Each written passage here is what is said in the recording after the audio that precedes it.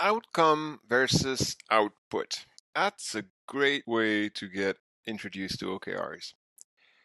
So you may feel that or think that you know what's the difference between an outcome and an output. But just to make sure we're all in the same line here, let's think about a surgery for a minute. So to really understand the difference between outcome and output matters, think about a surgery and think about the surgery gesture itself, the what the surgeon does during the 1 hour the surgery is going on is the output. Is conducting the work, is cutting tissues, is removing a tumor, whatever it is using tools, and all that is the result of years and years and years of learning surgical techniques, and he's applying those techniques and that know-how to that surgery. That surgery is lasting for an hour. That is the output that the surgeon is executing. But in the end, the surgeon is expecting an outcome, and the outcome is the patient survives the surgery. That's probably the first outcome the surgeon would be looking for.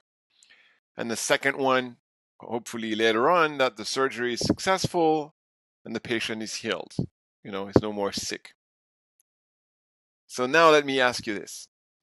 If that surgeon demonstrates perfect surgical techniques, is everything he does with the scalpel, with his hands, with the tools, it's perfect. You could go in a training video to show young surgeons, like, look, this is how you cut the skin with the scalpel. This is how you remove a tumor. This is how you implant a new heart, whatever. Perfect technique. But the patient dies. Is this a success?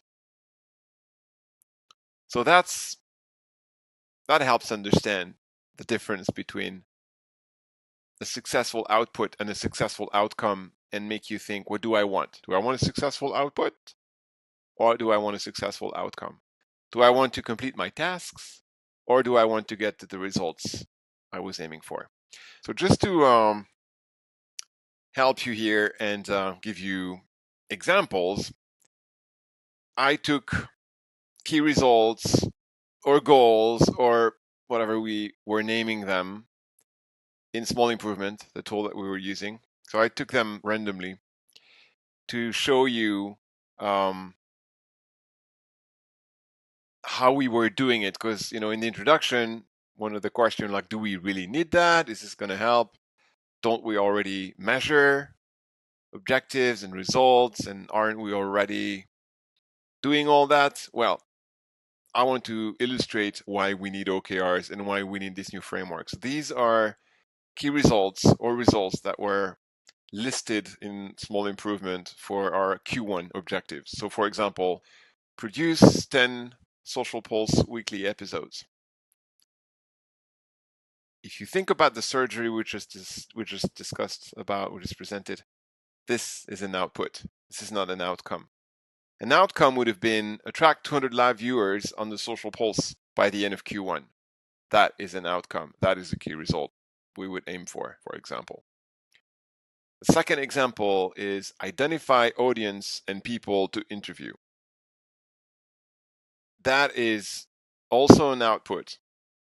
It is not an outcome. The outcome would have been interview 25 people who do social media management for agencies. That is a key result, and it's a specific, precise key result. The third example is do a monthly review of pricing tool and alternative pages. That is an output. An outcome would have been rank our 5 alternative pages on Google at number 2, 1, 2, or 3. And the last example, be on page 1, Google, for strategic requests associated with this strategic content.